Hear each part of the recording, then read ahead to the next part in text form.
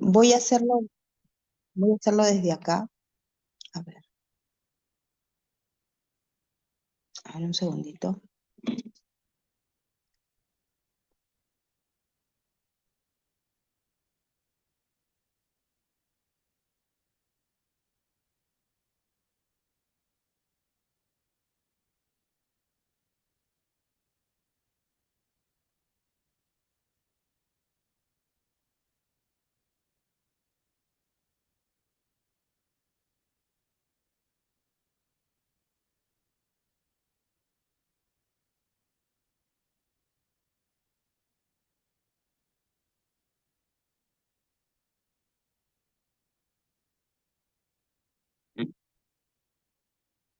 Muy bien.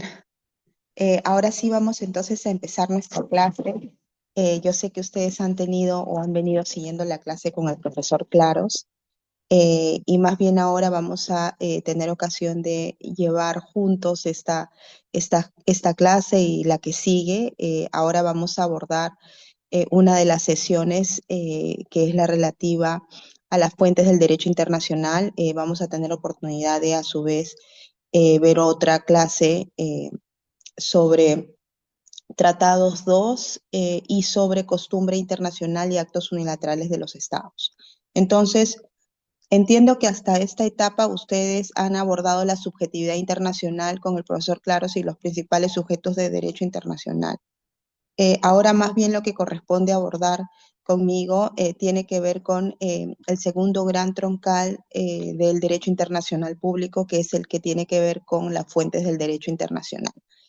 En ese sentido, vamos a abordar las fuentes. Ahora lo que corresponde es hacer una clase introductoria de todas las fuentes, sin agotarlas, porque como les he comentado, vamos a dedicar la clase de hoy también a abordar a los tratados, una parte de los tratados, porque tratados es bien amplio, es una materia amplia. La próxima clase, en la que empezamos más temprano, vamos a abordar la segunda parte de tratados, costumbre y actos unilaterales. Bien, entonces ahora lo que voy a hacer es una sesión introductoria de fuentes, sin agotarlas, como les refiero. Luego vamos a desarrollar tratados 1 y en las sucesivas clases, que es la siguiente semana, donde vamos a abordar 2 sesiones, vamos a terminar tratados, costumbre y actos unilaterales.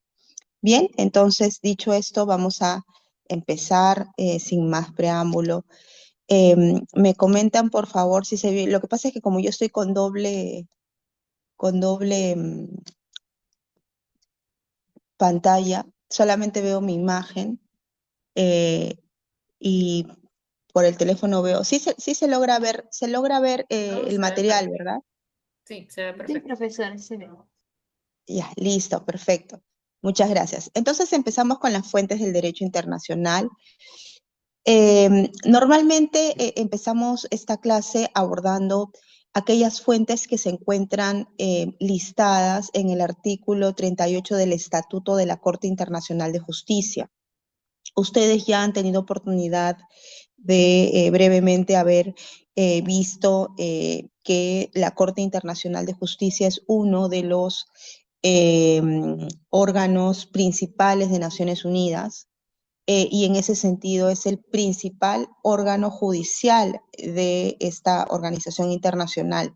Entonces, se rige, entre otros instrumentos, por su estatuto, en la medida en que resuelve controversias internacionales entre estados, como ya lo deben saber, y para resolver estas controversias jurídicas, la Corte analiza asuntos de derecho internacional, y para poder resolver precisamente esas controversias es que el estatuto señala que debe aplicar alguna de estas fuentes del derecho internacional. Entonces tomamos el artículo 38 del estatuto como una referencia de fuentes, lo que no significa que sean las únicas fuentes del derecho internacional.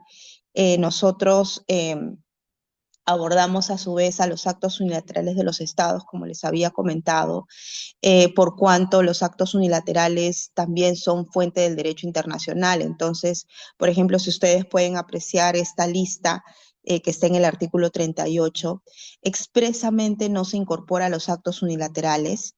No obstante, eso no significa que los actos unilaterales no sean una fuente del derecho internacional. Sí lo son, solo que propiamente no se encuentran de manera expresa incorporados en el artículo que estamos analizando. Igual vamos a tener ocasión de estudiar los actos unilaterales de los estados.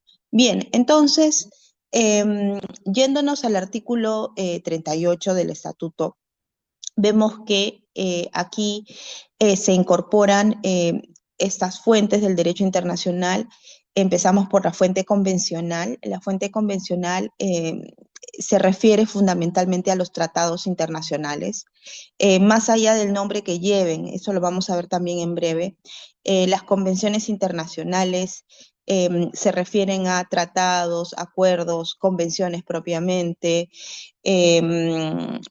protocolos, inclusive si es que no llevasen el nombre de convención, tratado, acuerdo, protocolo, pero el contenido sí involucra obligaciones entre los estados o entre sujetos de derecho internacional con capacidad para celebrar tratados internacionales, igual sería una fuente convencional. Entonces, la fuente convencional se refiere a los tratados, independientemente de si se llama tratado, protocolo, acuerdo, etc.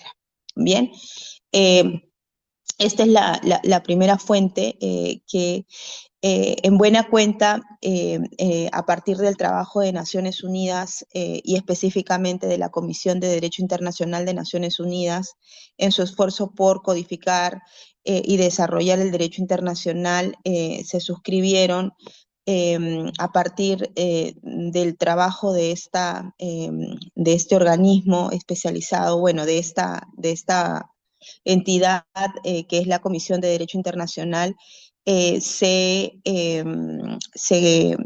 suscribieron una serie de acuerdos de carácter multilateral en donde se incorporó ramas del derecho internacional que hasta antes de eso habían sido o estaban fundamentalmente reflejadas en la costumbre internacional. Entonces, la primera fuente del derecho internacional son las convenciones internacionales.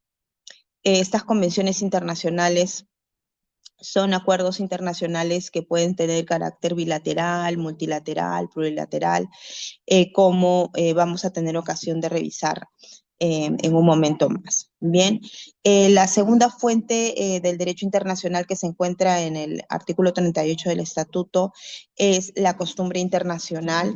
La costumbre internacional se compone de dos elementos fundamentales que deben de ser copulativos, confluyentes a efectos de señalar que estamos efectivamente frente a una regla del derecho internacional consuetudinaria. Es el elemento de la práctica constante y uniforme y el elemento de la conciencia de obligatoriedad con que se lleva a cabo esa práctica constante y uniforme.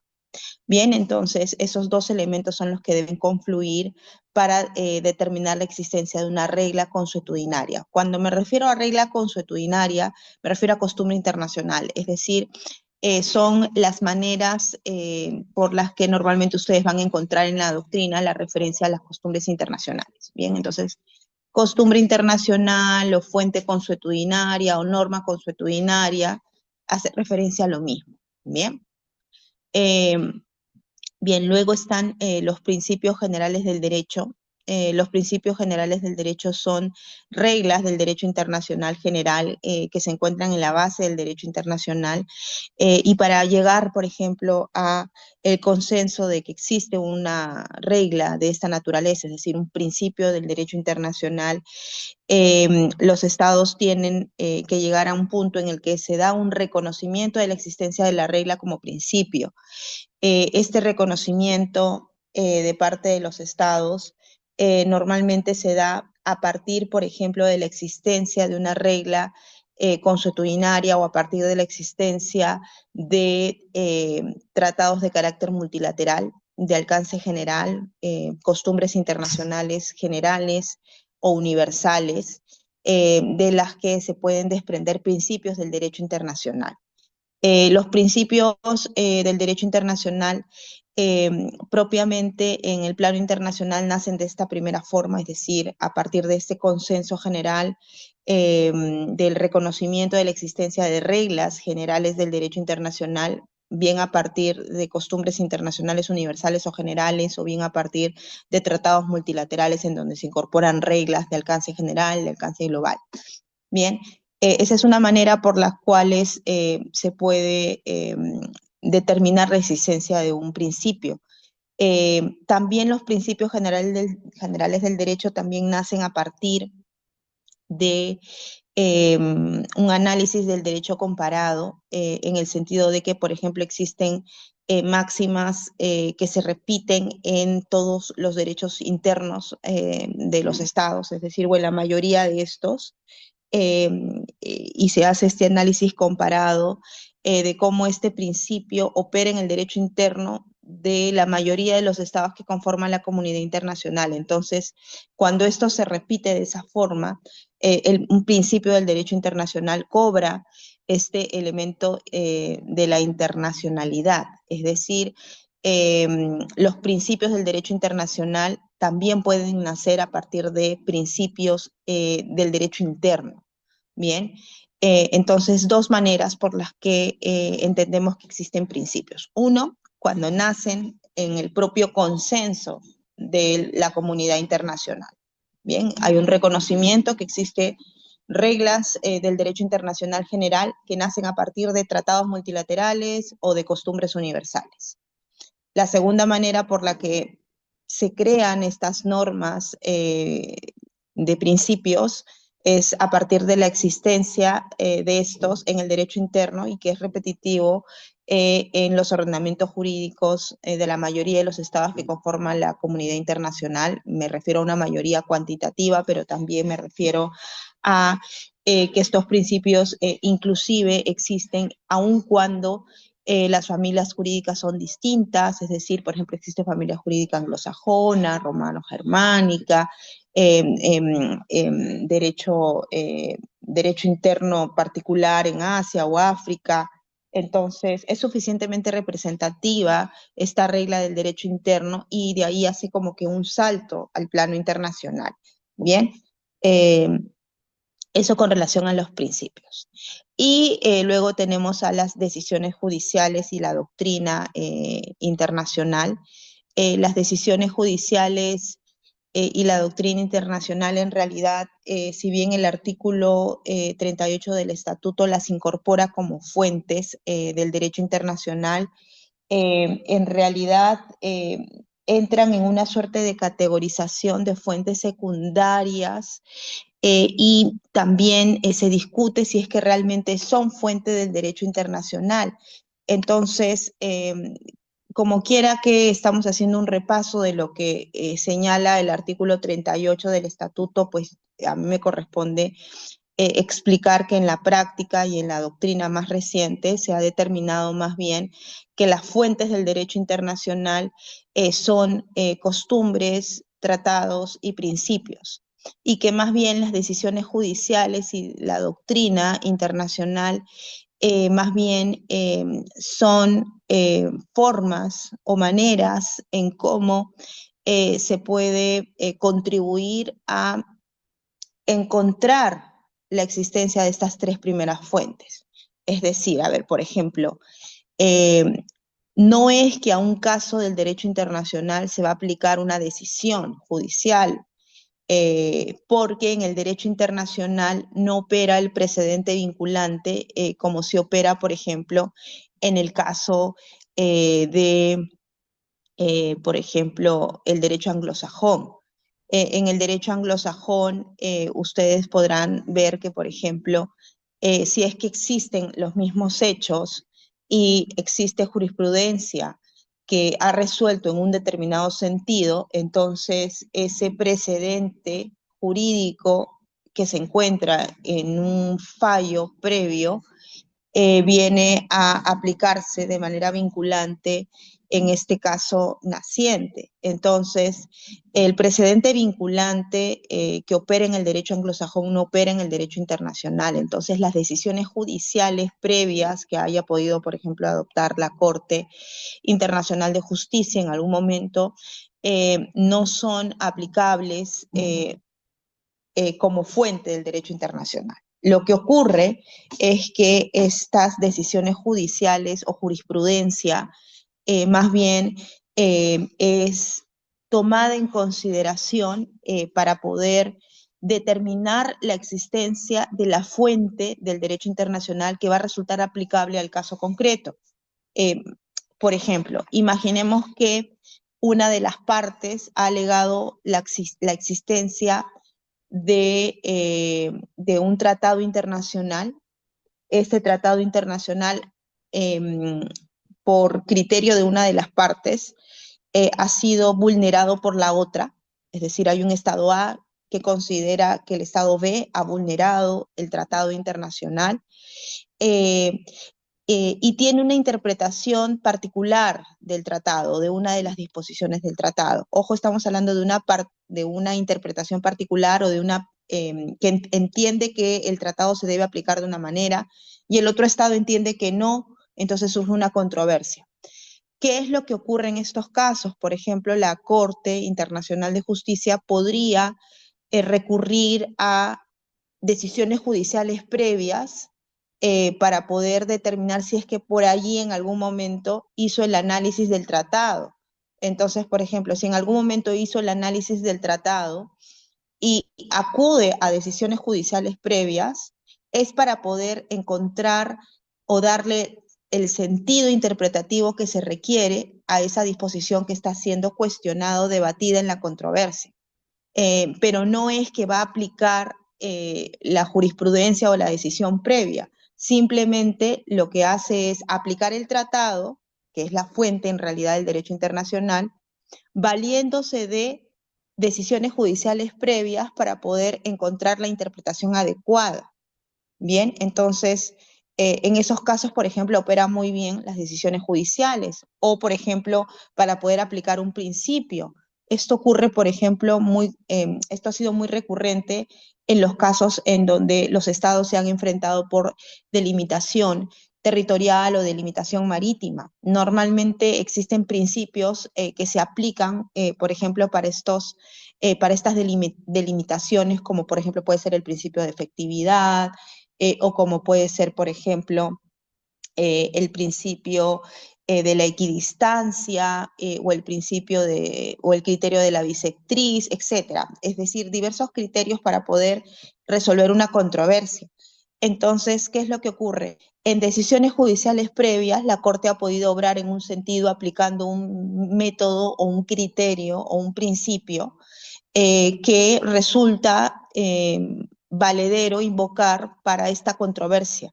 Pero no es que está aplicando como norma propiamente una decisión, sino simplemente está recurriendo a esta decisión para poder aplicar el principio, la costumbre o el tratado de acuerdo a una valoración que previamente ya se hizo. Bien, recordemos que la propia jurisprudencia de la Corte Internacional de Justicia como precedente u otras cortes internacionales también, arbitrales, por ejemplo, pueden ayudar a dilucidar cuál es la fuente que es realmente aplicable. Bien, eso, por ejemplo, como para explicarle lo que se refiere a las decisiones judiciales o jurisprudencia, no es lo mismo. Cuando ustedes escuchen decisiones judiciales, jurisprudencia o precedentes judiciales, estamos hablando de lo mismo. Bien, ahora pasamos al ejemplo de la doctrina.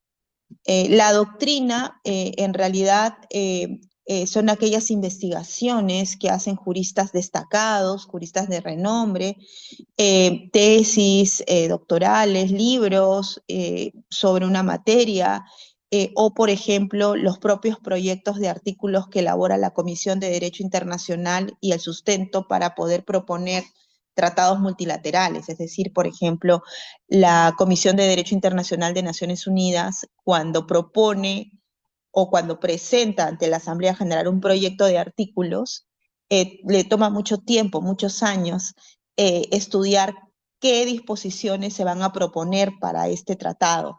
Entonces, cuando presenta este proyecto, presenta con este proyecto una serie de investigación previa que sustenta por qué está presentando el artículo 1, el 2, el 3. Hay como una suerte de exposición de motivos, que es una suerte de explicación jurídica, doctrinal, por ejemplo, que hace la CDI, que como ustedes saben, imagino que ya lo deben de haber escuchado, la Comisión de Derecho Internacional está conformada por los juristas más destacados del mundo.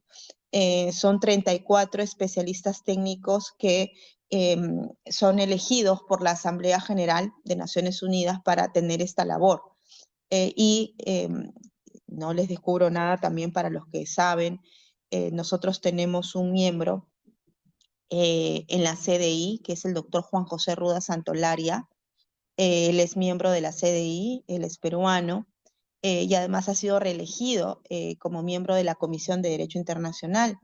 Entonces, por ejemplo, todo lo que se escriba en el contexto de la CDI resulta, por cierto, doctrina de la más alta competencia, y en la doctrina más destacada en el plano internacional, por ejemplo. Entonces, nuevamente, ¿no? ¿Por qué les hablo de la doctrina o de este ejemplo? ¿Por qué? Porque cuando la Corte Internacional de Justicia va a resolver un caso, no lo va a resolver aplicando doctrina, no aplica la doctrina, lo que hace es estudiar la doctrina que o que representa la investigación de un criterio para entender un tratado, o por ejemplo, para poder determinar si existe costumbre o no. Imaginemos que una de las partes lleva a otro estado, una parte en la controversia, el demandante demanda al otro estado porque señala que hay una costumbre internacional que el otro estado está vulnerando. Entonces, ¿qué es lo que hay que hacer ahí? Probar la existencia de costumbre. Y en ese caso, por ejemplo, la Corte puede echar mano de la doctrina especializada para poder determinar si existe o no existe costumbre y por lo tanto si se vulneró o no se vulneró el derecho internacional. Entonces, tanto las decisiones judiciales como la doctrina es utilizada, empleada a efectos de poder determinar cuál es la fuente del derecho internacional aplicado, que son las convenciones internacionales o tratados, la costumbre o los principios generales del derecho. ¿Bien? Muy bien. Entonces, es eso lo que quería explicarles en relación a esta primera diapositiva. Me parece que con el profesor Claros han seguido la regla de las preguntas por escrito. Si me permiten acá, a ver, no sé si alguien...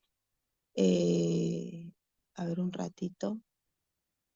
Creo que hicieron una pregunta. ¿He dejado de compartir? No, ¿no? Allá.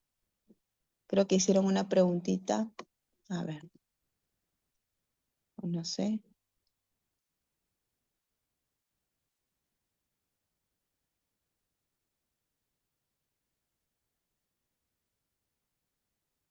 Allá. Gracias querido Daniel. Como lo comentaba de repente ya hace rato, en realidad la, la doctrina y la jurisprudencia recientemente ya hay como una suerte de consenso en relación a establecer que no son propiamente fuente del derecho internacional. Antes, hasta hace unos años, se decía que eran fuentes secundarias del derecho internacional. Luego, más recientemente, se ha determinado que propiamente no son fuentes del derecho internacional en la medida en que contribuyen a encontrar o que la Corte pueda encontrar la fuente que realmente va a ser aplicable, como es tratados, costumbres o principios. Bien, entonces partiendo de esa lógica, la jurisprudencia internacional es jurisprudencia internacional. no es jurisprudencia del derecho interno, más bien algunas decisiones del derecho interno podrían tomarse en consideración eh, para intentar comprender, por ejemplo, algunos elementos de hecho del caso, o para intentar comprender cómo se relaciona alguna disposición del derecho interno con el derecho internacional, pero sería más como una suerte de doctrina que como propiamente jurisprudencia, porque en el derecho interno se aplican normas del derecho interno, salvo que ese derecho interno haya invocado reglas del derecho internacional, pero en realidad son, normalmente cuando eso ocurre es porque el derecho internacional ha sido incorporado al derecho interno como derecho interno. Entonces, los jueces del derecho interno en realidad lo que están haciendo es aplicar derecho interno. Bien, querido amigo, muchísimas gracias por la pregunta, querido Daniel. Y luego por ahí preguntan si existe una jerarquía. Muchas gracias por la pregunta. En realidad era lo que vamos a ver ahora en un ratito, pero adelanto que en realidad entre fuentes del derecho internacional no existe una jerarquía entre fuentes. Lo que sí existe es un tipo de norma del derecho internacional que sí se encuentra como en el pináculo del derecho internacional, que son las normas de jus cogens. Pero en realidad no es que entre fuentes del derecho internacional exista una jerarquía, sino lo que existe es una categoría de normas que se conocen como normas de jus cogens. Y esas normas de jus cogens son aquellas que eh, no aceptan pacto en contrario, son aquellas que nacen también del derecho internacional general o de un consenso general. Y si ustedes me preguntan, profesora, ¿quién determina cuando estamos frente a una norma de jus cogens o existe, por ejemplo, un escrito, una obra donde se haya positivizado ese consenso? En realidad no vamos a encontrar las normas de jus cogens en un mismo instrumento, porque normalmente el reconocimiento de que una norma ha adquirido la categoría de norma de jus cogens implica un estudio de parte de, por ejemplo, la Comisión de Derecho Internacional o un reconocimiento por parte de la Corte Internacional de Justicia, o también puede encontrarse en una resolución de la Asamblea General o en una resolución del Consejo de Seguridad, en donde los estados más bien reconocen que determinada regla ha adquirido la condición de norma de jus cogens. Estas son las que sí se encuentran digamos, en la punta de la pirámide en relación a esta suerte de jerarquía, pero propiamente entre las fuentes del derecho internacional no existe una jerarquía, sino lo que existe es criterios de aplicación de la norma. Por ejemplo, existen normas de carácter general, y cuando me refiero a normas de carácter general, no quiero decir que son normas que siempre se van a aplicar específicamente, porque, por ejemplo, las reglas de carácter general normalmente no incluyen precisiones o detalles que sí incluyen, por ejemplo, normas de carácter específico.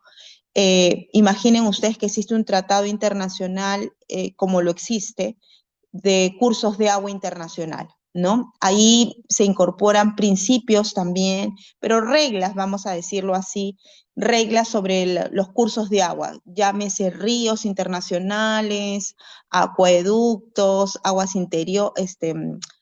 subterráneas, etcétera. Bien, aguas interiores no. Ese es otro régimen que ya lo veremos más adelante.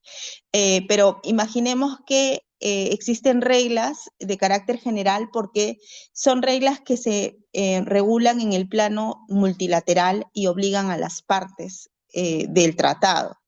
Entonces, por ejemplo, esas reglas podrían incorporar o esos tratados podrían incorporar una disposición sobre el uso equitativo y razonable, por ejemplo, del curso de agua.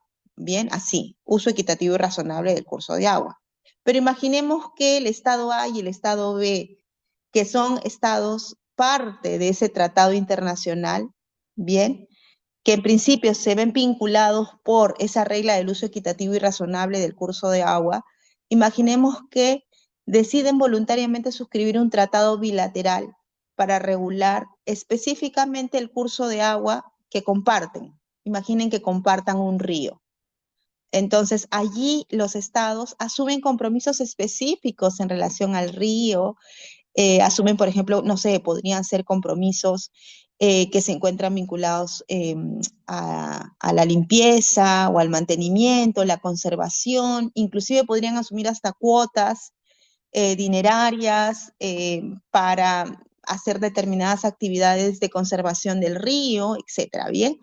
Entonces, por ejemplo, ese tratado internacional bilateral es un tratado específico y entonces el criterio de aplicación sería el aplicar la norma particular, porque es la que regula de manera específica la posible relación controvertida que podría existir entre A y B. Entonces, no es que haya una jerarquía, no es que cuál regla vale más, en realidad son tratados internacionales, ambos, uno multilateral, el otro bilateral, pero lo que hay es cuál es la regla aplicable. En este caso, si existe un marco general y además existe un marco específico, se aplicará la norma particular. Bien, entonces esos son los criterios de aplicación. Otros criterios de aplicación, por ejemplo, es el que por ejemplo, la norma posterior deroga a la anterior en lo que corresponda. Por ejemplo, imaginemos que estamos en un tratado multilateral en donde hay, no sé, 40 estados parte. Bien, dentro de estos 40 estados parte, 8 de estos estados parte deciden hacer otro tratado internacional que solamente regula relacionamiento entre estas 8 partes. ¿Eso es posible a la luz de la Convención de Viena? Sí, sí es posible. Lo vamos a ver después, a lo mejor, si cabe. Entonces, en esos casos, por ejemplo, la norma posterior en el relacionamiento entre esas 8 partes estaría, si es que se regula entre las mismas partes sobre la misma materia, esa norma posterior podría estar siendo aplicable para esas partes, pero nuevamente, es decir, es una norma de aplicación, o es un criterio, mejor dicho, de aplicación. No significa que valga más que la anterior. Es más, muchas de las disposiciones del Tratado General donde están las 40 partes, seguirán aplicándose entre estas 8 partes. Pero hay disposiciones que por su propia naturaleza y porque se han suscrito entre las mismas partes en cuanto a su mismo relacionamiento, derogan a las reglas anteriores. No me refiero a que derogan al tratado internacional totalmente, porque para que eso pueda ser posible, las mismas 40 partes tendrían que haber suscrito otro acuerdo internacional sobre la misma materia, entre las mismas partes que derogaría la anterior. Bien, entonces lo que existe son criterios de aplicación de normas internacionales, como la norma posterior, rige o se aplica en relación a la norma anterior, en lo que corresponda, o la norma particular prima sobre la norma general. Bien, eso creo que ya me adelanté demasiado, eso ya estaba más adelante, vamos a ver. ¿Se sigue compartiendo la diapositiva? ¿Sí? Sí, Sí, doctor. ¿Me profesor. comentan? Sí, sí. ¿Sí? Está en la de Ya. fuentes del derecho internacional, ¿no? Sí. Sí, muchas gracias, querido amigo, te agradezco infinitamente. A ver, déjame, a ver dónde está esto. Compartir. Ahí, ahí está, ¿no es cierto? Ya, listo, genial, ya se logra ver. Entonces, como les decía, esto lo íbamos a ver justo, creo que después. Ah, sí, acá hablaba yo de la jerarquía. Y también existen otras fuentes del derecho internacional, como es, por ejemplo, el caso de los actos unilaterales de los estados. Los actos unilaterales de los estados también son fuente del derecho internacional. Tienen determinadas características que vamos a ver la próxima semana, pero un poco les adelanto para que un poco vayamos interiorizando de qué van los actos unilaterales. Los actos unilaterales son actos libres, voluntarios, discrecionales que realiza un Estado en relación con una materia o con una situación en la que declara voluntariamente diferentes situaciones por las que se generan derechos internacionales para terceros. Es decir, por ejemplo, este Estado podría prometer una conducta de hacer o de no hacer que conlleva un compromiso en el plano internacional, ya sea con terceros estados o con la comunidad internacional en su conjunto. Ese estado podría también voluntariamente renunciar a una pretensión legítima que tenía sobre algún aspecto, o también podría decidir renunciar a un derecho que tenía, generando en ese sentido, en relación con otras o con terceras partes, también un derecho que corresponde a la renuncia que ha dado ese Estado. Entonces, los actos unilaterales pueden ser de diferentes tipos. Esto también es relativo porque la Comisión de Derecho Internacional, cuando hizo el estudio sobre los actos unilaterales de los estados, determinó que si bien es cierto en la doctrina hay una suerte de tipología de actos unilaterales, en realidad lo más importante es tomar en cuenta las características específicas que tienen en general, más allá de la tipología en la que se le quiere incorporar los actos unilaterales. Y esas características son que son declaraciones de voluntad que realiza un Estado en el ánimo de crear obligaciones internacionales, crearse para sí mismo obligaciones y derechos para terceros, cuando efectivamente lo puede hacer. Y entre esas características que debe tener el acto unilateral, lo hemos dicho, libre, discrecional, que no entre en colisión con el derecho internacional en general, que por ejemplo no dependa de otro acto de otro Estado, no depende de nada, por eso decimos que es libre y que es discrecional. El acto unilateral además tiene las características de que puede ser, digamos, por escrito o también puede ser verbal inclusive, en una declaración oficial. Tiene que emanar de quien efectivamente puede comprometer al Estado en el plano internacional. Es decir, no cualquier representante del Estado tiene la potestad de vincularlo al Estado que representa con alguna obligación internacional. No todos tienen esa potestad. Entonces, tiene que emanar de una autoridad con capacidad para poder comprometer al Estado en el plano internacional. Bien, entonces, esas son las características esenciales de los actos unilaterales.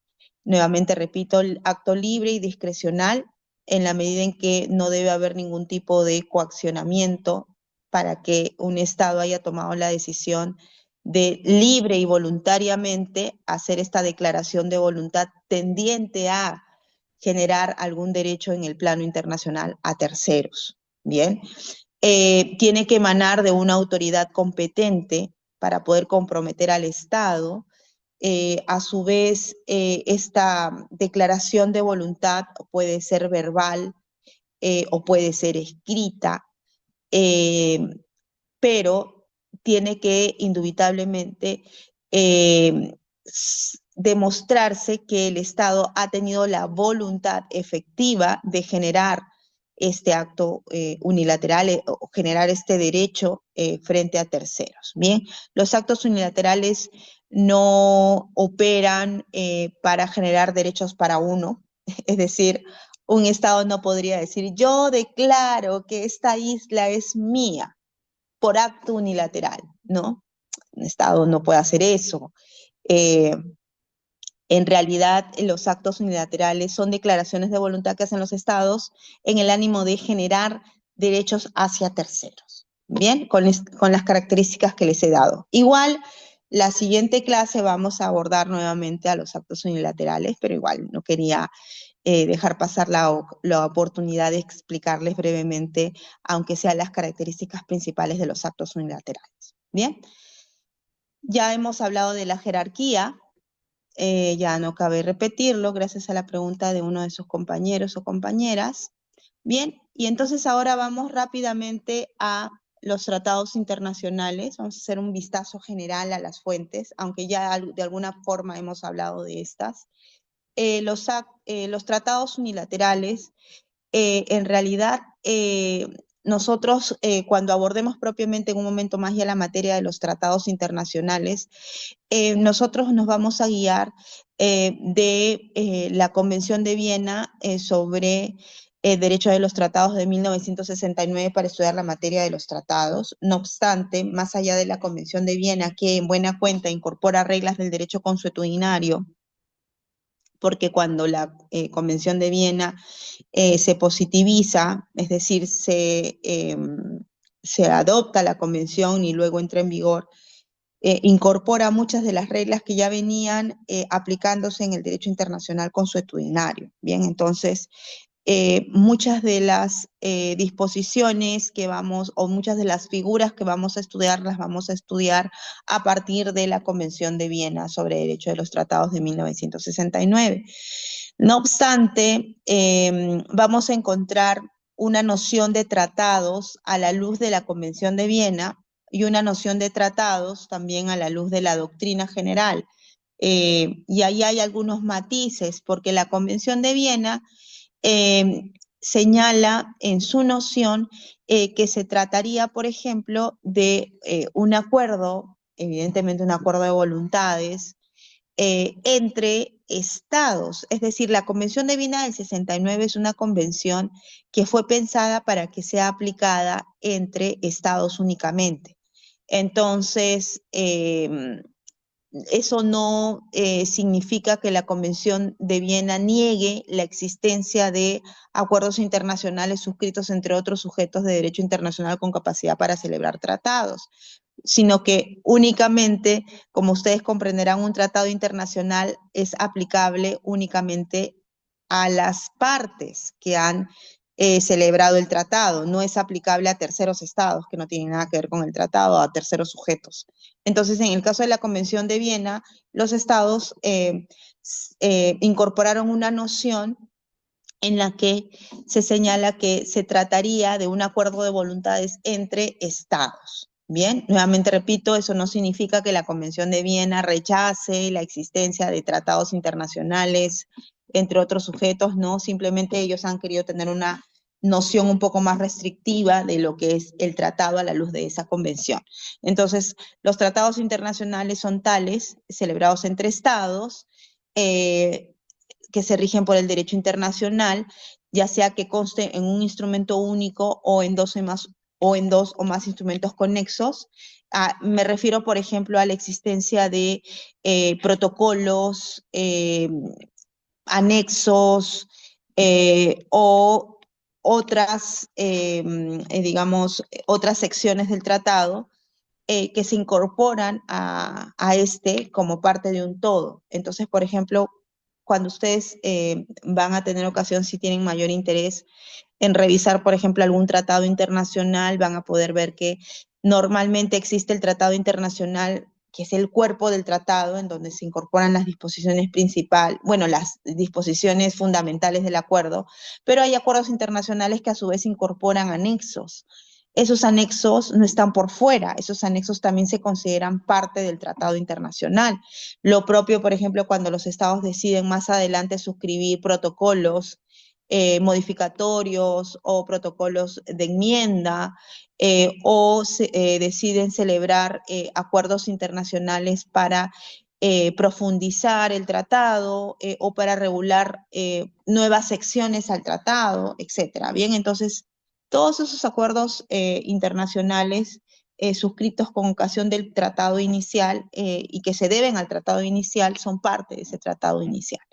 Bien, eh, eso, independientemente del nombre, eso ya lo dijimos al inicio, que tenga ese tratado internacional, lo que importa es la existencia de un acuerdo de voluntades tendientes a generar una obligación o obligaciones y derechos entre las partes que suscriben el tratado. Bien, entonces eso con relación a la noción de tratado a la luz de la Convención de Viena. A la luz más bien de la doctrina internacional, los tratados internacionales digamos, es una noción un poco más amplia porque involucra la suscripción de tratados internacionales no solamente entre estados, sino también entre otros sujetos de derecho internacional, pueden ser organizaciones internacionales o sujetos de derecho internacional con capacidad para celebrar tratados, como puede ser, por ejemplo, la Santa Sede, o como puede ser, por ejemplo, la Soberana Orden de Malta, eh, u otros sujetos de derecho internacional con capacidad para celebrar acuerdos internacionales, las propias organizaciones internacionales. Bien, entonces la noción que nosotros podemos encontrar en la doctrina sobre tratados es un poco más amplia. Primero porque es entre sujetos de derecho internacional. La doctrina, por ejemplo, no establece la restricción de que los tratados necesariamente tienen que ser por escrito, lo que sí hace la Convención de Viena. La Convención de Viena sí señala que los tratados, a la luz de esa convención, son acuerdos celebrados por escrito y siguiendo determinadas formalidades que vamos a conocer nosotros ahora y la próxima clase. La doctrina no ciñe la noción únicamente a los tratados escritos, sino también incorpora la posibilidad que los acuerdos internacionales también puedan tener carácter verbal. Lo que sí es un poco más complicado probar el nivel de compromiso de las partes en tratados de carácter verbal, porque pues el elemento probatorio es mucho más difícil, ¿no? No obstante, no se niega la posibilidad de que existan pues tratados de carácter verbal. Bien, eso a la luz de la doctrina general sobre tratados. Bien, la costumbre internacional, como un poquito habíamos adelantado, existe a partir de la confluencia de dos elementos. En la doctrina ustedes van a ver que estos elementos van a tener o van a llamarse de varias maneras. Van a encontrar, por ejemplo, que el elemento objetivo también se le conoce como el elemento material de la costumbre. En otros casos van a encontrar inclusive que se le llama práctica internacional. Bien, en el caso del elemento subjetivo, también van a encontrar alguna doctrina en donde se va a señalar que se trata del elemento psicológico o la opinio iuris, así también lo van a encontrar, ¿no? ¿Qué cosa es qué? Es decir, ¿de qué va cada elemento de la costumbre? En el caso del el elemento objetivo, como habíamos señalado, el elemento objetivo tiene que ver con la práctica constante y uniforme que lleva a cabo un Estado, como nace como una suerte de comportamiento espontáneo. Bien, en determinado momento, pues los Estados deciden comportarse en un determinado sentido de manera reiterada en el tiempo. Entonces esa práctica reiterada en el tiempo va a ser constante, pero también va a ser uniforme en relación a que cada práctica en el tiempo va a tener una identidad con relación a la práctica previa. Entonces, esa práctica, ese comportamiento del Estado viene a tener esa característica de ser constante en el tiempo, reiterada en el tiempo y uniforme. Cuando hablamos de uniforme, estamos hablando que hay una identidad entre los comportamientos que se llevan a cabo en el tiempo. Bien, como les repito, estos elementos los vamos a ver con mayor detalle en nuestra clase de costumbre de la siguiente semana, pero igual les voy adelantando que de eso va el elemento objetivo de la costumbre. El elemento subjetivo de la costumbre ya más bien tiene que ver con que los estados, cuando llevan a cabo esa práctica, llega un punto, llega un momento en el que consideran que la práctica les resulta necesaria, les resulta obligatoria. Consideran ya que el no cumplir con ese comportamiento o el dejar de realizar ese comportamiento podría conllevar a el incumplimiento de una obligación internacional. Entonces, es el momento en que el Estado siente que ya no puede ir hacia atrás en relación a un comportamiento que ha venido teniendo de manera reiterada y constante. Entonces llega un punto en el que el Estado realiza la práctica no porque sienta que es potestativo hacerlo, sino porque siente que realmente está frente a una práctica que es necesaria, que es obligatoria, que debe cumplir, porque de no hacerlo violentaría una regla del derecho internacional. Bien, entonces, sin duda el elemento subjetivo de la costumbre es el elemento más complejo de probar porque también se conoce como elemento psicológico y en realidad es como decir, bueno, el Estado siente, en realidad no siente el Estado, sino que más bien se intenta probar la existencia de ese elemento a partir de, entre comillas, cómo piensa un Estado. ¿Y cómo piensa un Estado? En realidad un Estado, o digamos, el accionar de un Estado, o digamos, ese comportamiento del Estado se traduce en eh, la connotación que le dan sus representantes.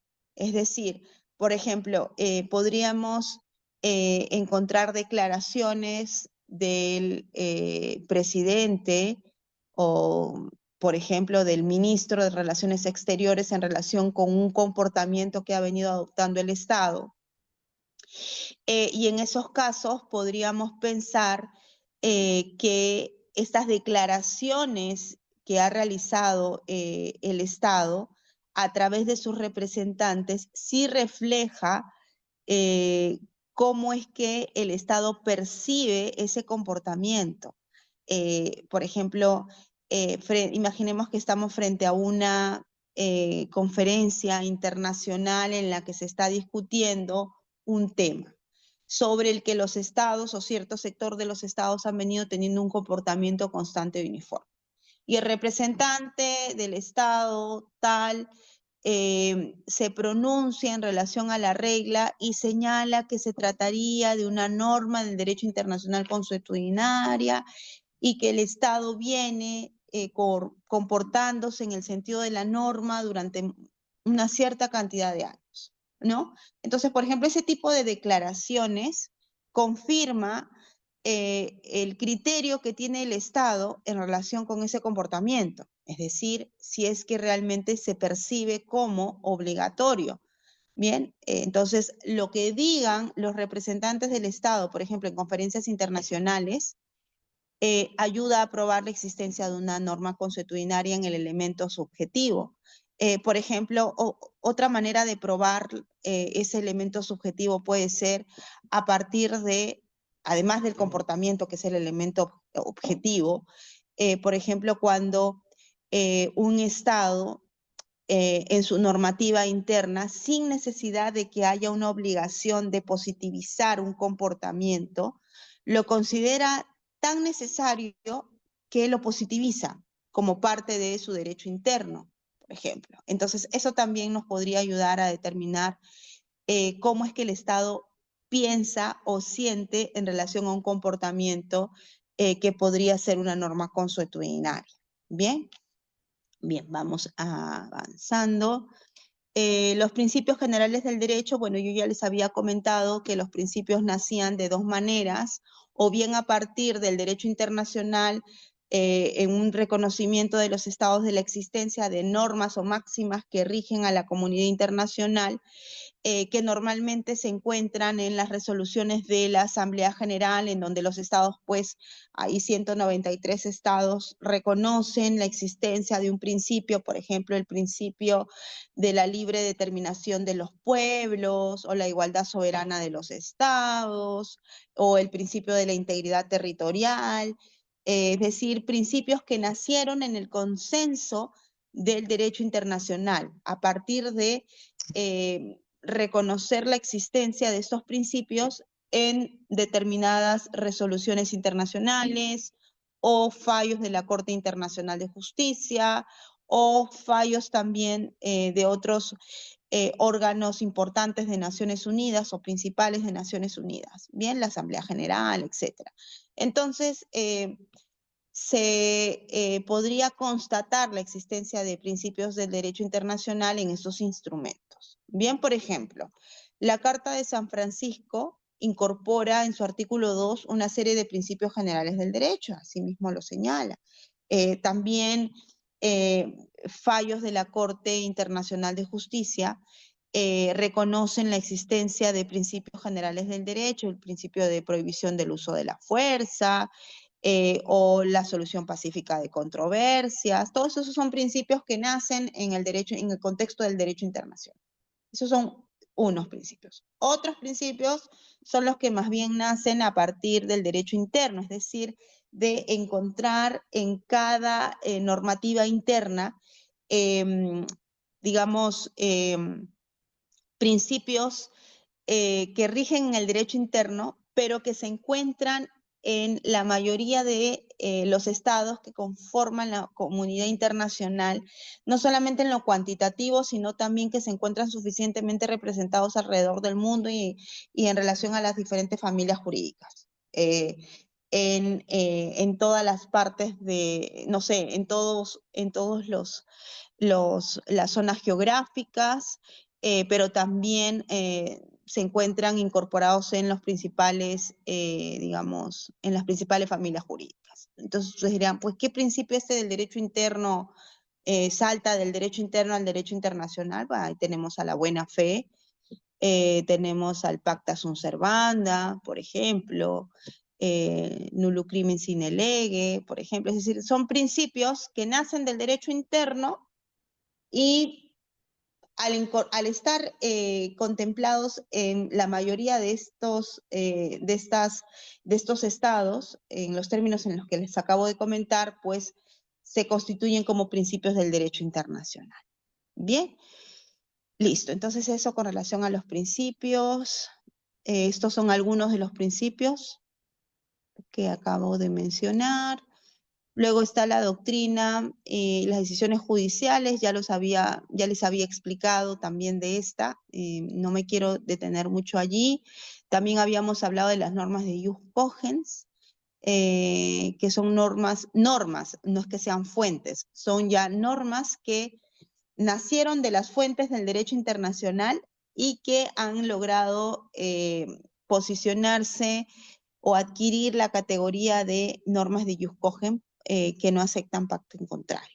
Bien, ahora lo que yo quería, por ejemplo, y esto también lo vamos a ver en las reglas de nulidad de tratados la próxima semana, que por ejemplo las normas de jus cogens, además de que no se acepta pactar en contra de una norma de jus cogens, por ejemplo, la propia Convención de Viena sobre el Derecho de los Tratados en el artículo 53 ha determinado que todo tratado que vaya en contra de una norma de jus cogens será nulo. Entonces, por ejemplo, se castiga con nulidad el hecho que los acuerdos internacionales incorporen reglas que van en contra de una norma de jus cogens. Bien, vamos a ver también la próxima clase los supuestos de nulidad de tratados, pero por ejemplo desde ahora ya podemos ver que existe ese supuesto, es decir, que el tratado incorpore una regla de jus cogens, o mejor dicho, incorpore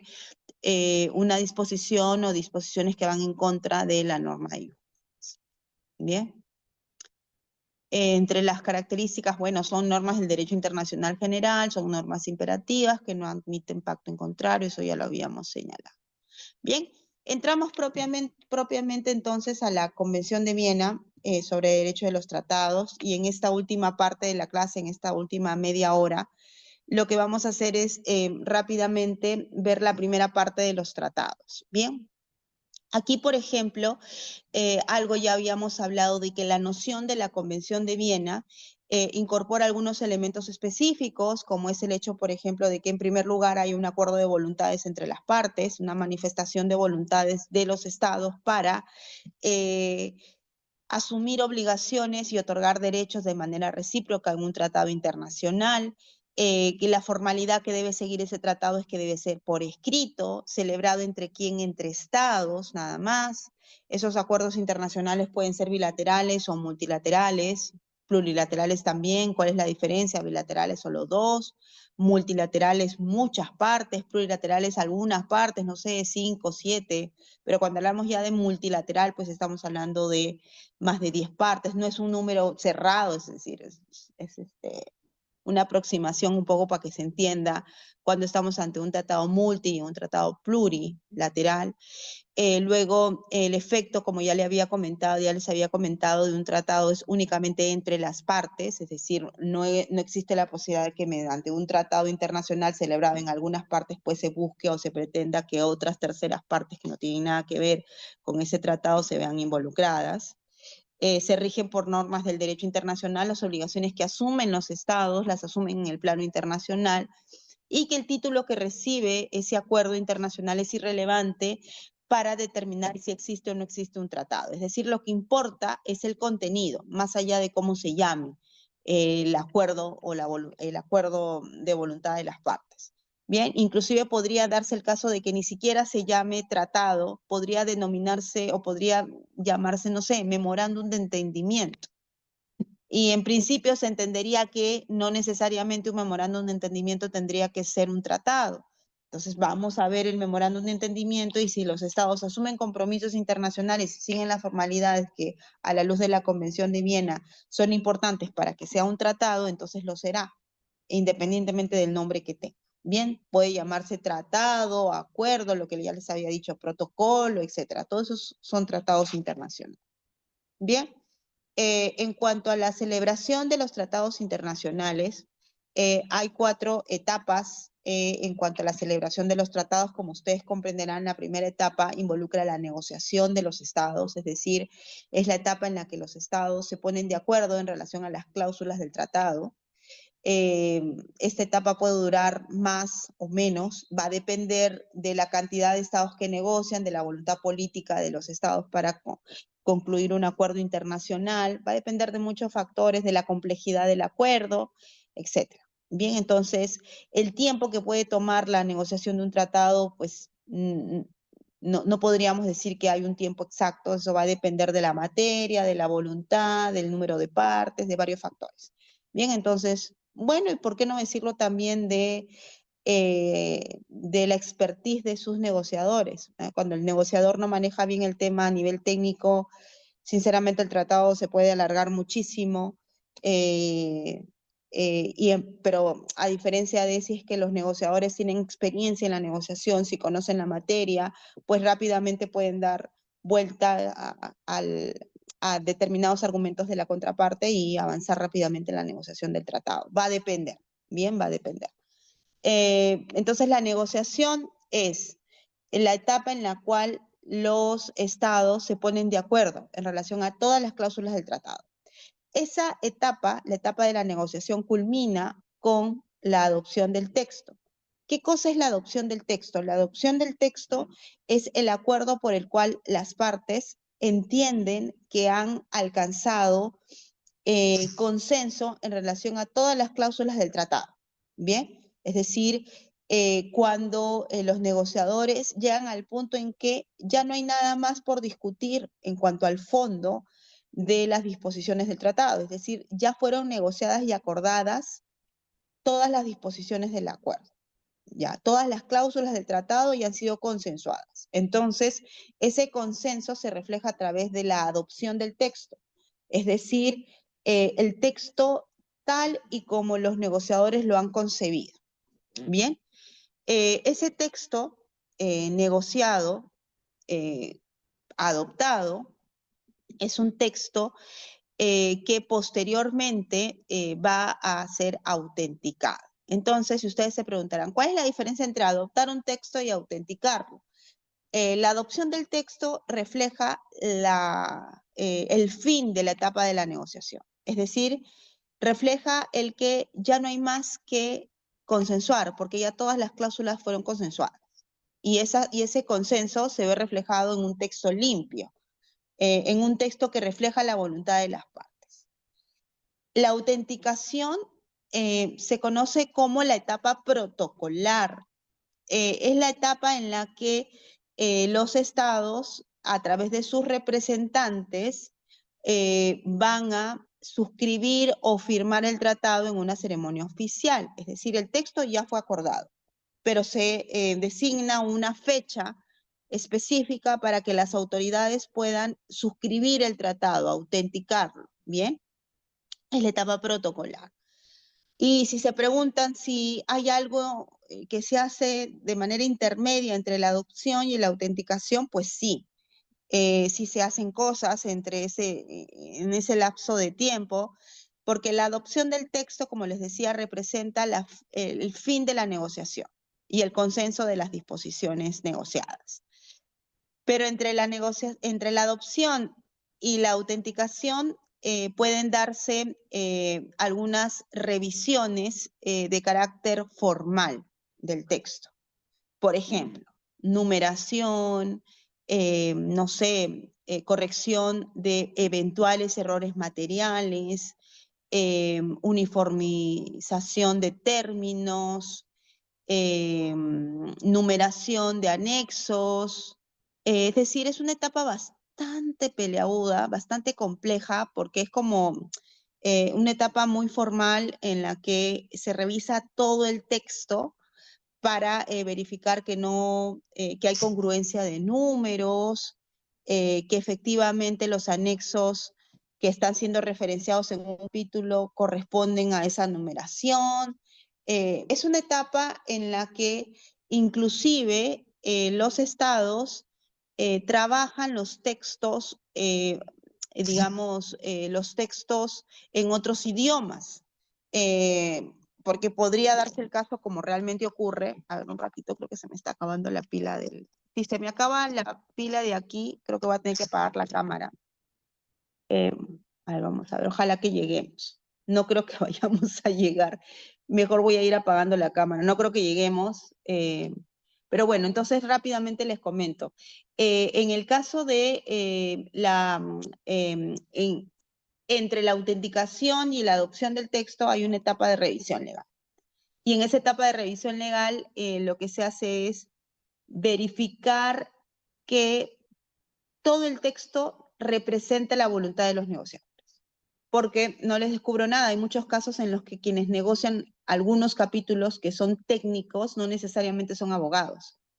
Entonces, a veces ocurre que han querido reflejar un entendimiento y no han utilizado los términos adecuados, y cuando los abogados hacemos la revisión legal del texto, vemos que hay contradicciones entre lo que se está planteando en un capítulo y en otro. Entonces tenemos que consultar a los negociadores para ver si es que realmente eso es lo que han querido incorporar en el texto, o el texto no refleja efectivamente la voluntad de los negociadores. Entonces ahí tenemos que hacer ajustes de carácter formal, pero no de fondo. Es decir, no es una etapa para renegociar nada. Es una etapa simplemente para que lo que se negoció quede reflejado en el texto bien. ¿Bien? Entonces la autenticación es esa etapa protocolar en la que los estados suscriben el texto del tratado. Luego vamos a ver quiénes pueden suscribirlo. No todos tienen la capacidad para hacerlo, lo vamos a ver en un momentito más. Y luego viene la manifestación del consentimiento. Es decir, los estados suscriben el tratado. ¿Significa que el tratado aplica desde que se ha suscrito? No. Solamente subsiste una única obligación, que es la obligación de no atentar contra el objeto y fin del tratado, pero eso es otro asunto. En buena cuenta, cuando los estados firman un tratado, suscriben un tratado, autentican un tratado, no significa que el tratado ya rige. El tratado no rige sino hasta cuando los estados han posteriormente manifestado su consentimiento en obligarse por el tratado.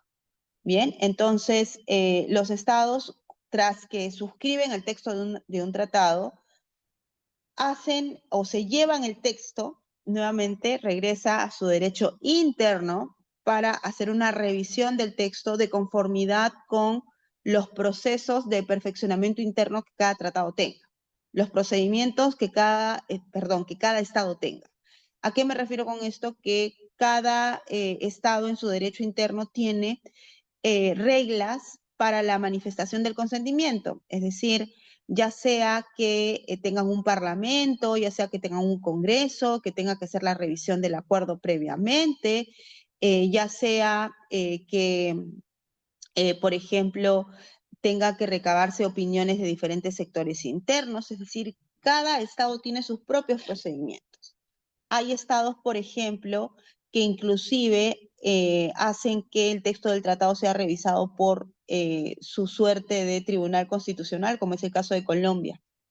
Por ejemplo, que en algunos casos su Corte Constitucional hace una revisión del acuerdo, lo que puede tener, digamos, la característica de que ese proceso de perfeccionamiento interno del tratado puede tomar más tiempo hasta que el Estado manifieste el consentimiento. Entonces, cuando los estados hacen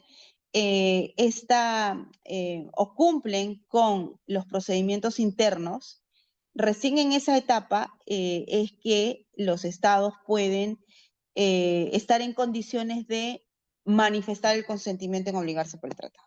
Bien, entonces los estados, una vez que han cumplido sus procedimientos internos, manifiestan el consentimiento. Recién en esa etapa. ¿Quiénes pueden manifestar el consentimiento? También.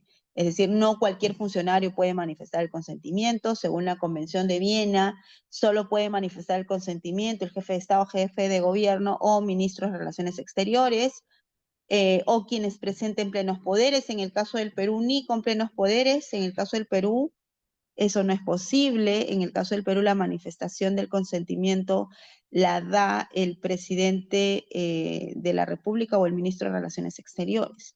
Bien, entonces no todos tienen esa potestad, no todos los funcionarios del Estado tienen la potestad para representar a el Estado en alguna de las etapas de celebración de los tratados, como lo vamos a ver en breve. Bien, entonces de manera general, esas son las etapas de celebración de los tratados: la negociación, la adopción, la autenticación y la manifestación del consentimiento.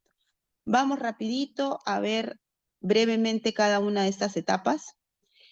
No sin antes mencionar cuál es la terminología que reciben los estados, dependiendo de la etapa en la que se quedaron en el proceso de negociación. ¿Por qué? Todos los estados que empezaron a negociar el tratado necesariamente terminan por suscribirlo. No, no necesariamente. Puede ser que en el camino se hayan quedado o bien porque el tratado ya no respondía a sus intereses, o bien porque el tratado internacional eh, había incorporado disposiciones muy difíciles de aceptar por su derecho interno, o por determinadas razones, o porque se perdió el interés, qué sé yo. Por muchas razones hay estados que no necesariamente van a suscribir el texto del acuerdo, y por esa razón no llegan todos hasta la última etapa. Entonces, dependiendo de en qué etapa el estado se queda, digamos, tiene una denominación. Los estados, por ejemplo, que se consideran estados negociadores, son aquellos estados que han participado durante la etapa del proceso de negociación del tratado, pero que llegaron inclusive a la adopción del texto, es decir, quienes efectivamente compraron el texto, entre comillas, es decir, quienes consensuaron todas las cláusulas del tratado y llegaron hasta la adopción del texto. Quienes llegan hasta la adopción del texto del tratado se les considera estados negociadores. ¿Estos estados que llegaron hasta la adopción del texto van a llegar a ser partes del tratado? No necesariamente. No necesariamente. Puede darse el caso que estados inclusive hayan suscrito el texto del tratado y que nunca devengan en partes, porque en su derecho interno nunca se aprobó, por ejemplo, el tratado. Puede ser. ¿Bien? Cuando un Estado es Estado contratante. El Estado es Estado contratante cuando ha participado en todo ese proceso de negociación del acuerdo, pero además ha consentido en obligarse por el tratado. ¿Qué significa eso? Que ha manifestado su consentimiento en obligarse por el tratado. Es decir, ya superó la etapa de revisión del derecho interno y ya manifestó su deseo de devenir en parte del tratado. ¿Bien? Ahora, manifestar el deseo de devenir en parte del tratado no te hace parte del tratado todavía, porque imagínense que se trata de un tratado plurilateral y el tratado va a entrar en vigor a la manifestación del consentimiento número 25. Y ustedes son, bueno, o ese estado es el número 17. Todavía va a tener que esperar a que el consentimiento número 25 llegue para que el tratado entre en vigor. Entonces, hasta que eso no ocurra, su condición es de Estado contratante. Bien, cuando el tratado entra en vigor, entonces allí el Estado deviene en parte del tratado. Ahí se le denomina Estado parte. Entonces, a veces hay que mencionar las categorías de los estados con propiedad. Estado parte, Estado contratante, Estado negociado. Bien, no es lo mismo, aunque alguna de esas etapas presupone a la anterior, sí, eso es cierto. Un Estado contratante parte del supuesto de que ha sido Estado negociador, mas no la condición de parte. Un Estado puede ser parte de un tratado aún cuando no ha participado en el proceso de negociación. ¿En qué casos? En los casos en que ese Estado se adhiera al tratado. Los estados que se adhieren, por ejemplo, son estados que no estuvieron en la etapa de la negociación, es decir, el acuerdo se negoció en algún momento dado, y son estados que posteriormente, al ver ese tratado, dijeron, yo también quiero ser parte del tratado, entonces me adhiero. Se adhiere al tratado, el tratado puede entrar en vigor para ese estado que se adhirió, entonces devienes en estado parte, pero no fuiste nunca estado negociador. ¿Bien? Entonces, el Estado parte no necesariamente presupone, digo, no necesariamente, porque sí podría darse el caso, pero no necesariamente presupone que se trate de un Estado negociado. ¿Bien? Muy bien. Vamos con los plenos poderes. A ver, ¿quiénes pueden representar a un Estado en alguna de las etapas que acabamos de ver? Les había referido que existen 4 etapas para representar al Estado, según la Convención de Viena. ¿Y quiénes pueden representar al Estado? Bien, en primer lugar, quienes tengan plenos poderes. Bien, quienes tengan plenos poderes van a poder representar al Estado. Los plenos poderes, ¿qué cosas son? Son, o es, mejor dicho, un documento oficial que emana de la autoridad competente del Estado por el que se autoriza a una persona, a un funcionario del Estado, a representar al Estado en alguna de estas etapas de la celebración de los tratados. Bien, entonces los plenos poderes facultan a un funcionario del Estado para que pueda representarlo en alguna o algunas etapas de la celebración de los tratados. Bien, esos son los plenos poderes. En el Perú, ¿quién otorga los plenos poderes? Bueno, el presidente sí, pero la entidad encargada de realizar, digamos, el pleno poder es el Ministerio de Relaciones Exteriores. Bien, entonces la entidad en el Estado peruano de emitir los plenos poderes es el Ministerio de Relaciones Exteriores. El Ministerio de Relaciones Exteriores evalúa quién puede o no representar al Estado en alguna de las etapas o etapa de la celebración de los tratados. Bien, no, ahora, esto es lo que dice la Convención de Viena. Ahora, si lo llevamos al plano del derecho interno, rápidamente, el derecho interno puede regular de manera más restrictiva quiénes tienen esa capacidad de representar al Estado, porque es una decisión soberana de los Estados. La Convención de Viena únicamente te pone como una suerte de abanico de posibilidades, pero eso no significa que los Estados tengan que, digamos, tener todas las opciones que ofrece la Convención de Viena, podrían tener una regulación mucho más restrictiva. Y en el caso, por ejemplo, del Perú, no se otorgan plenos poderes para la manifestación del consentimiento, por ejemplo. Eso no es conducente. Los plenos poderes se otorgan únicamente hasta la etapa de la autenticación del texto del tratado. Bien, entonces no se otorgan plenos poderes para manifestar el consentimiento del Estado. Eso no. Eso no puede hacer nadie que tenga pleno poder. Eso solamente lo pueden hacer quienes tienen investidura para hacerlo, como es el caso del presidente de la República. Bien, manifestar, ojo que me estoy refiriendo a la etapa de la manifestación del consentimiento, la etapa de la autenticación, sí es posible que algún funcionario tenga esta etapa, es decir, la etapa de la firma del acuerdo, sí tiene pleno poder para hacerlo. Bien. Muy bien, entonces, ¿qué cosa era el pleno poder? Era un documento por el que se autoriza a un funcionario a participar en alguna de las etapas de la celebración de los tratados. Bien, pasemos a lo siguiente. Lo siguiente tiene que ver con la figura, otras figuras, además de la de los plenos poderes, para poder representar al Estado en alguna de las etapas de los tratados. Por ejemplo, la primera alternativa es quienes tengan los plenos poderes, esa la acabamos de explicar. La otra alternativa es quienes se deduce de la práctica de los estados que tienen esa capacidad. ¿Con qué o a qué apunta esta disposición? Bien, hay algunos estados que tienen alguna tradición de no necesariamente otorgar pleno poder a un determinado funcionario, es decir, por ejemplo, imaginemos que al presidente del Consejo de Ministros, qué sé yo, ¿no? Entonces, el presidente del Consejo de Ministros de un determinado estado siempre puede suscribir acuerdos internacionales o siempre en la práctica lo hace. Entonces, los estados conocen la práctica de ese estado y por ende, como saben que ese estado tiene por política que digamos, su jefe, su ministro o el premier, el jefe del Consejo de Ministros, tenga esa facultad, entonces simplemente no le exigen este pleno poder, porque ya en el derecho interno, de alguna forma, se ha visto reflejada esa regla, y en el derecho internacional se ha hecho como una suerte de práctica. Entonces es consabido que este premier puede, digamos, suscribir acuerdos internacionales a nombre del Estado. Allí es cuando opera esta lógica de se deduce de la práctica seguida por el Estado, que tienen tal capacidad. Esto, por ejemplo, no opera en el Perú. En el Perú no se presume que por práctica alguien tiene pleno poder. En el Perú, para que un funcionario pueda representar al Estado, suscribiendo un tratado necesariamente tiene que tener pleno poder. ¿Bien? Ahora, en el caso de quienes sin necesidad de tener pleno poder por su propia investidura, se entiende que representan al Estado, ya lo he dicho, el ministro de Relaciones Exteriores, el canciller, es lo mismo, bueno, el canciller o el ministro de Relaciones Exteriores, y el jefe de Estado o jefe de gobierno, dependiendo del tipo de gobierno que hay en un Estado, puede o tiene la capacidad de representar al Estado en cualquiera de las etapas de celebración de los tratados. ¿Bien?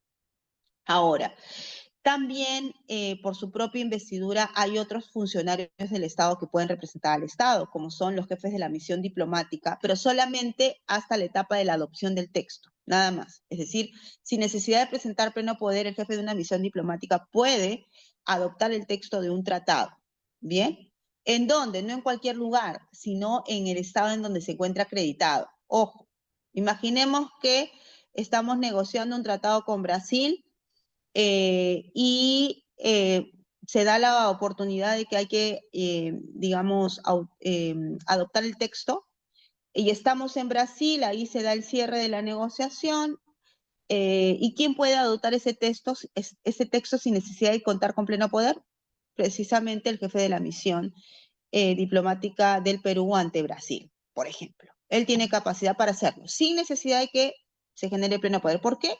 Por la propia investidura del Ministerio de Relaciones Exteriores, los funcionarios del Estado del Ministerio de Relaciones Exteriores lo representan en el plano internacional, bien, en el plano de las relaciones con otros estados. Y por esa razón es que los jefes de la misión diplomática tienen esa potestad, sin necesidad de tener plenos poderes. Bien, cualquier otro funcionario del Estado, cualquier otro ministro, tendría necesariamente que tener plenos poderes para poder suscribir el texto de un tratado. ¿Sí?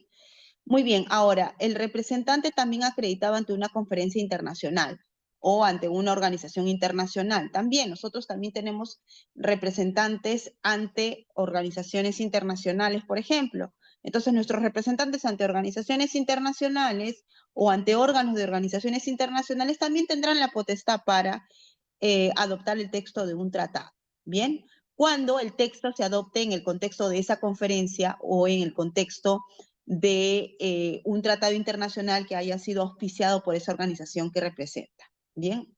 O, bueno, esa organización ante la que representa su propio Estado. ¿Sí? Entonces, el jefe de misión diplomática y los representantes acreditados ante organizaciones internacionales pueden adoptar el texto del tratado. Bien, adoptar, no suscribir, no llega hasta la suscripción, llega hasta la adopción, sin necesidad de presentar plenos poderes. Bien, el ministro de Relaciones Exteriores y el jefe de Estado, jefe de gobierno, pueden en cualquiera de las etapas del tratado. Bien, muy bien. Vamos ahora, ya lo habíamos adelantado, la etapa de la negociación, es ponerse de acuerdo en relación a las cláusulas del tratado.